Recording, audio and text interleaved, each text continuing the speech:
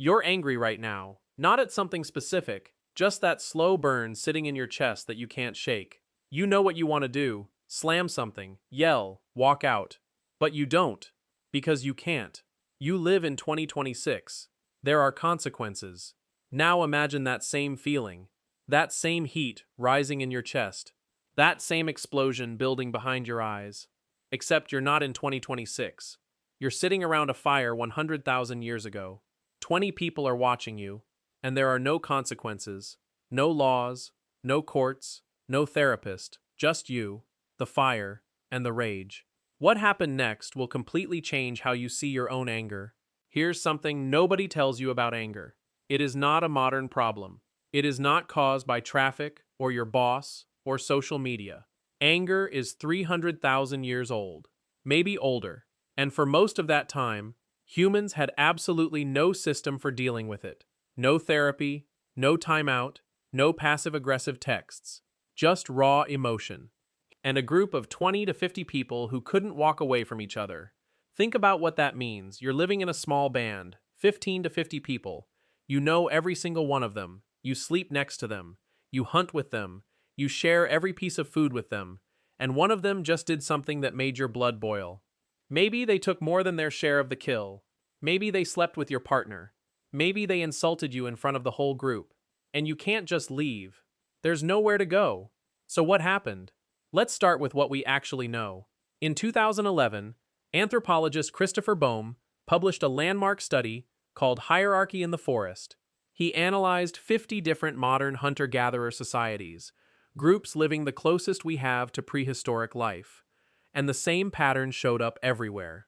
When someone got angry and acted on it, when they attacked, threatened, or tried to dominate, the group responded in a very specific way. First, they were ignored. That sounds small. It isn't. In a group of 30 people where your survival depends entirely on cooperation, being ignored is devastating. No one shares food with you. No one helps you hunt. No one watches your back at night. Boehm called this the reverse dominance hierarchy. Ancient humans didn't let the strongest, angriest person control the group. They did the opposite. The group collectively pushed that person down. And here's the thing: it worked. For hundreds of thousands of years, it worked. But that was when anger turned into aggression. What about the anger itself? This is where it gets fascinating. Ancient humans didn't suppress anger. They couldn't.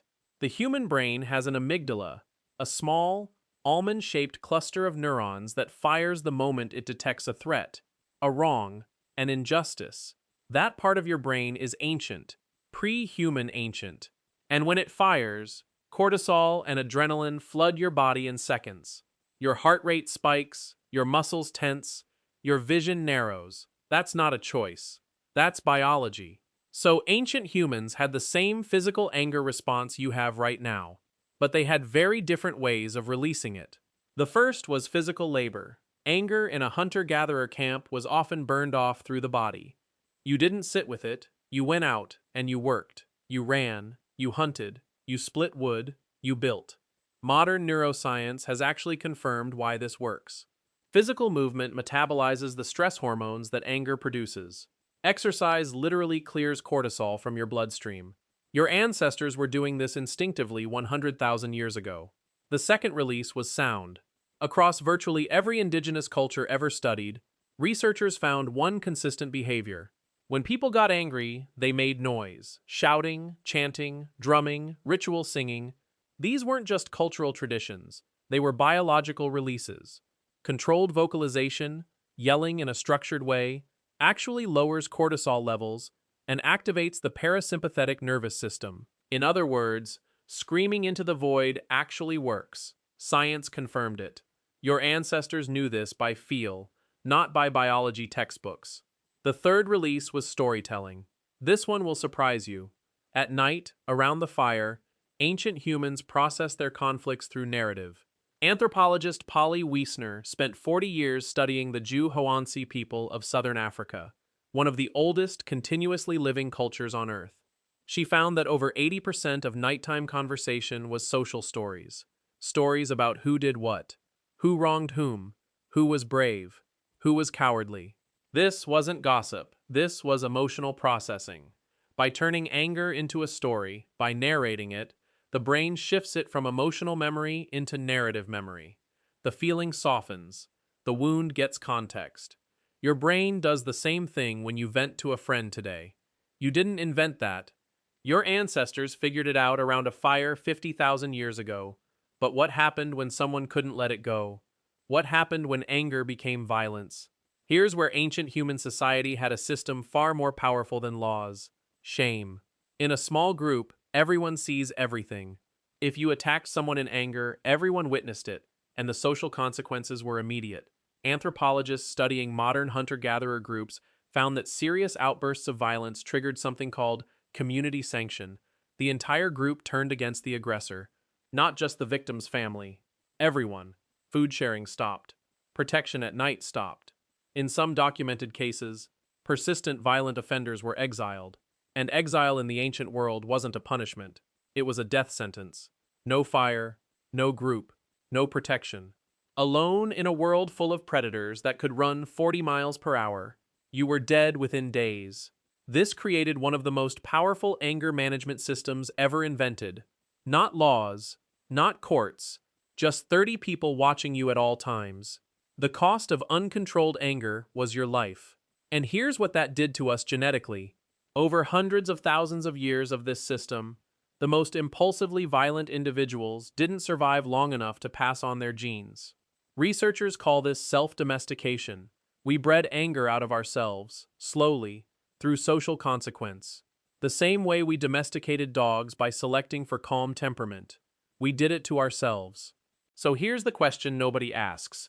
If ancient humans had all these natural releases for anger, physical labor, sound, storytelling, social accountability, why is modern anger so much harder to manage?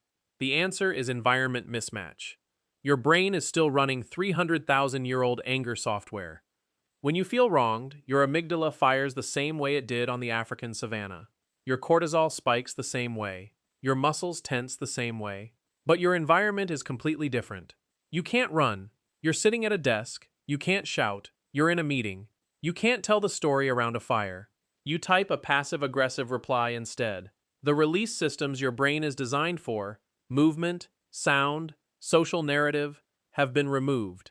And what's left is the anger, stuck in your body with nowhere to go. The headaches, the jaw clenching, the chest tightness. That's not a weakness. That's a 300,000-year-old system with no exit. Your anger is not a flaw. It is ancient. It is biological. It is human. The difference between you and your ancestors isn't how much you feel, it's how little permission you have to release it. The next time that heat rises in your chest, remember what your brain actually needs. Move your body. Make some noise. Tell the story. That's not advice from a therapist. That's 300,000 years of field-tested human survival. Your brain already knows this. You just forgot. If this hit you differently than you expected, that's the point. Subscribe. The next video goes even deeper.